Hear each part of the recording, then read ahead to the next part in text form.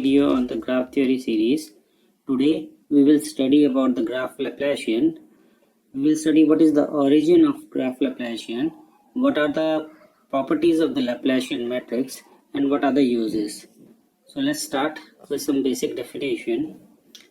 So a graph is defined as the order paired VE, where V is the set of nodes and E is the set of edges. For an example, consider the set of 5 nodes and the set of 5 edges defines a network or a graph on V.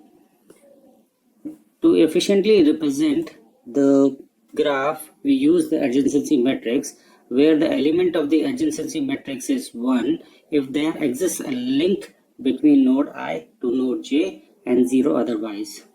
Since throughout this video we will consider only the undirected matrix, which is a symmetric matrix. Similarly, we can also define a weight matrix where Wij, element of the weight matrix, is the weight on the set of edges.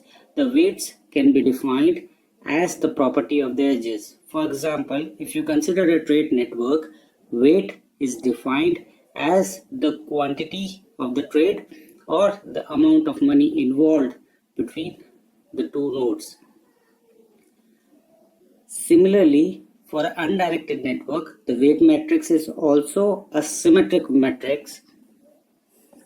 Next, we define the degree of a node, which is the number of neighbors incident on a node. So this also defines what are the total number of connections a node has. For an undirected network, the degree of a node is simply the sum of the corresponding row or the column of the adjacency matrix. Whereas for a directed network, the notion of degree is split into two categories.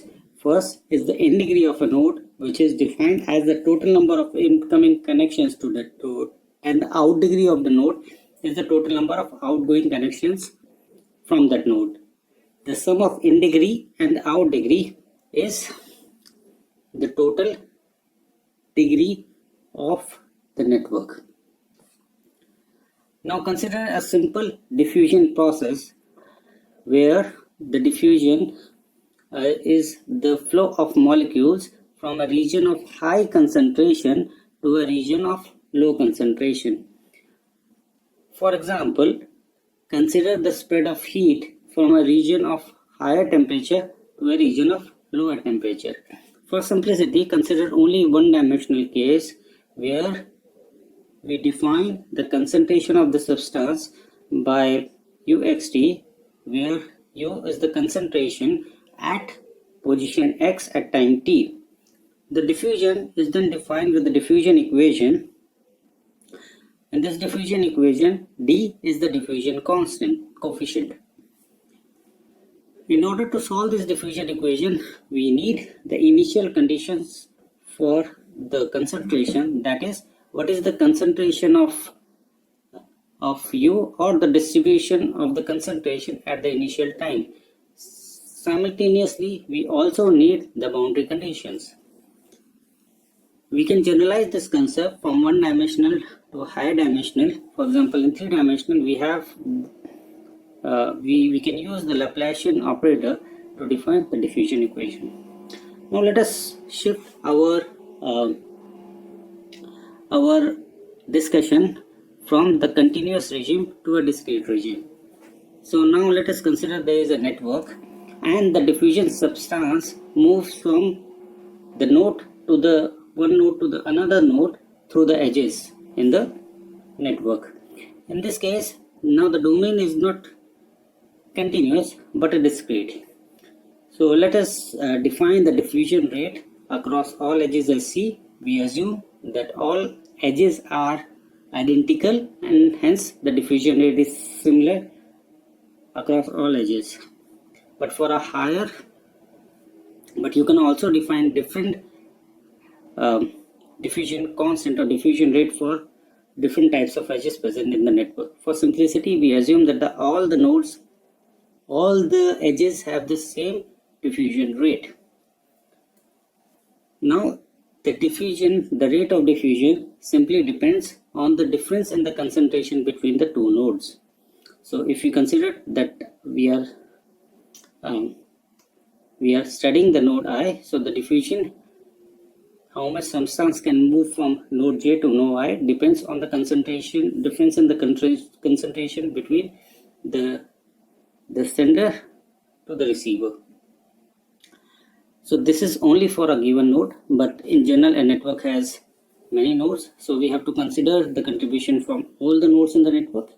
Here we represent them in terms of the adjacency matrix, which encodes the connectivity in the network.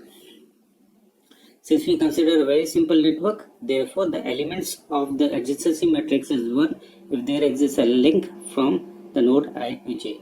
So some of these in this equation, only few of the terms will survive, because for those terms the Aij element is 1 as representing the presence of the connection. So for a given node, we can write this in the summation form. When we open this summation, we can break down into two terms. The first term depends on the concentration of the sender, but the second term does not depend on that. And remembering our discussion on the degree of node is simply the sum of the connections, so we can represent this in terms of the degree of the node. So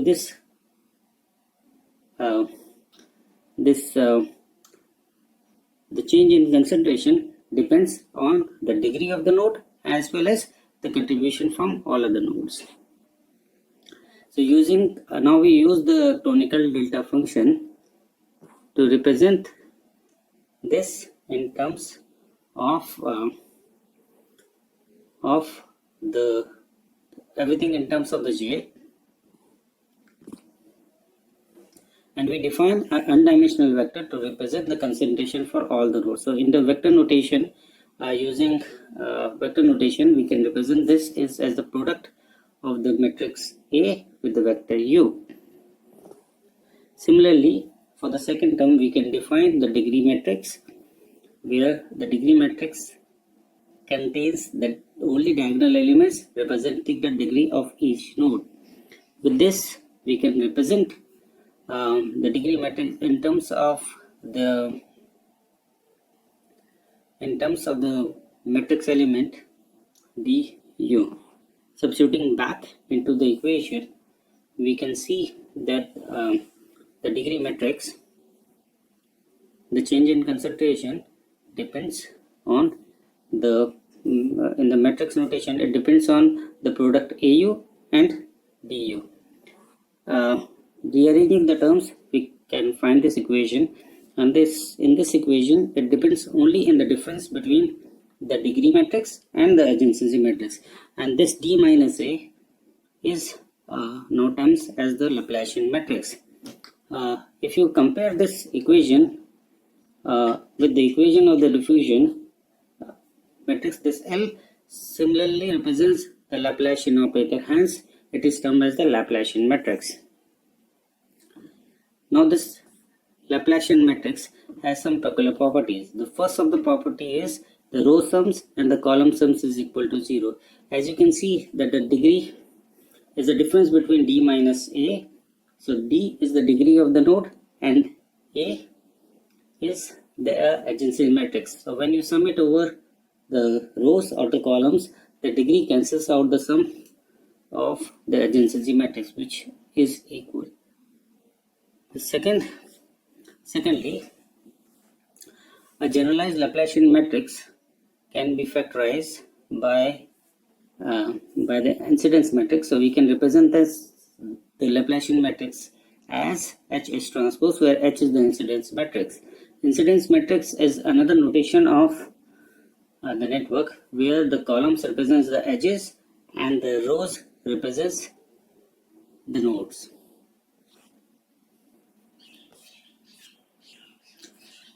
Now this Laplacian matrix is symmetric, singular and positive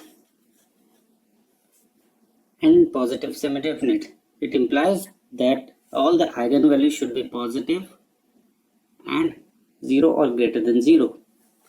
Now the multiplicity of the 0 eigenvalues is equal to the number of components of the graph G or network G.